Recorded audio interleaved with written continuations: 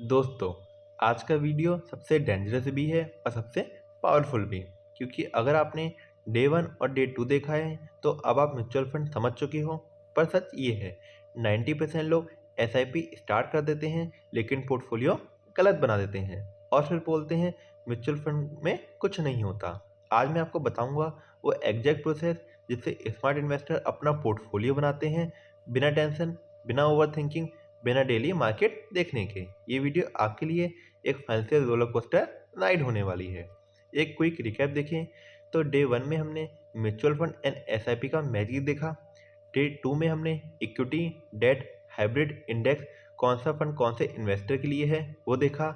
And अब day 3 का mission, कितने फंड, कौन से फंड एंड किस रेशियो में। यहीं पर मैक्सिमम लोग गलती करते हैं। अब आता है पोर्टफोलियो का मतलब सिर्फ ज़्यादा फंड्स लेना नहीं होता। पोर्टफोलियो का मतलब होता है रिस्क को स्प्रेड करना, रिटर्न्स को मैक्सिमाइज करना एंड मार्केट क्रैश में भी इन्वेस्टेड रहना। सोचो, अगर आप सिर्फ एक ही फंड में पैसा डाल लो और वो सेक्टर गिर गया तो आपका बूम पोर्टफोलियो हिल जाएगा। इसलिए कहते हैं don't put all your eggs in one basket. अब आता है सस्पेंड पार्ट। ये वो मिस्टेक्स हैं जो रिटर्न्स को साइलेंटली मार देती हैं। 8 to 10 फंड ले लेना, सिर्फ स्मॉल कैप या सेक्टर फंड में इन्वेस्ट करना, हर 6 महीने में फंड चेंज करना and YouTube and WhatsApp tip से एसआईपी चलाना। और सबसे बड़ी गलती है पोर्टफोलियो विदाउट गोल। अगर गोल क्लियर नहीं है तो रिटर्न्स भी कंफ्यूज रहेंगे। अब आता है real secret, simple powerful long term portfolio structure. Step 1, equity plus debt balance. Rule याद रखो, एज रूल। यहाँ पर एज रूल काम करता है। इक्विटी का कितना परसेंट होना चाहिए? 100 माइनस योर एज। अगर एग्जाम्पल लें तो अगर आपकी एज 30 है तो 70% इक्विटी होना चाहिए एंड 30% डेट होना चाहिए। एंड अगर आपकी एज 40 है तो 60% इक्विटी होना चाहिए एंड 40% डेट होना चाहिए। स्टेप 2 क्या है? Equity breakdown.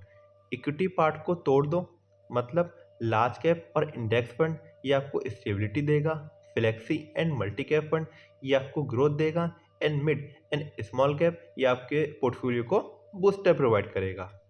स्मॉल कैप एक मसाले की तरह होता है, ज़्यादा हो गया तो पोर्टफोलियो जल जाएगा। अब आता है डेट स्टेबिलिटी। डेट फंड का काम होता है shock absorber, emotional control and market crash में सपोर्ट करता है। ये बोरिंग लगता है पर यही पोर्टफोलियो को जिंदा रखता है। अब हम आते हैं अपनी एलोकेशन स्ट्रेटजी को देखते हैं। अब प्रैक्टिकल एग्जाम्पल देखते हैं।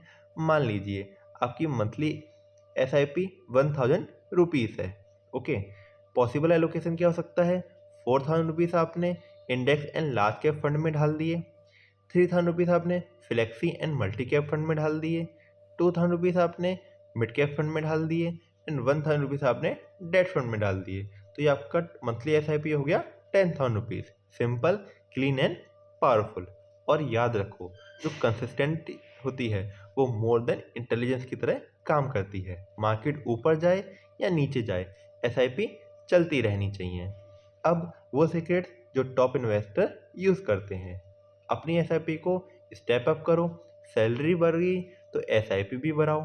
10 to 15% की ईयरली स्टेप अप एक गेम चेंजर की तरह काम कर सकती है। Don't stop your SIP in crash.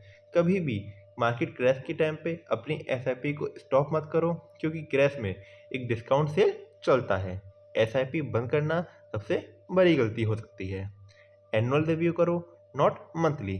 Fund check करो, पैनिक मत करो, मार्केट को थोड़ा टाइम दो। सो कंपाउंडिंग को आप डिस्टर्ब मत करो। दोस्तों, म्यूचुअल फंड इन्वेस्टिंग का सबसे बड़ा एनिमी मार्केट नहीं होता, इन्वेस्टर खुद होता है। फियर प्लस ग्रीड पोर्टफोलियो को डैमेज कर देता है। अगर आप डिसिप्लिन फॉलो कर लोगे तो मार्केट आपका काम करेगी। अब सोचो, पोर्टफोलियो रेडी है, एसआईपी चल रही है, पर एक सवाल रह जाता है, कौन से फंड एग्जैक्टली चूज करने हैं? Direct versus regular, expense ratio का रियल इम्पैक्ट, ये सब हम कवर करेंगे डे 4 में, जहां हम रियल फंड सिलेक्शन फ्रेमवर्क बनाएंगे। सब्सक्राइब करो, बेल आइकन दबाओ, क्योंकि अब आप सिर्फ इन्वेस्टर नहीं, स्मार्ट इन्वेस्टर बनने वाले हो। मिलते हैं नेक्स्ट वीडियो में, तब तक के लिए goodbye and take care.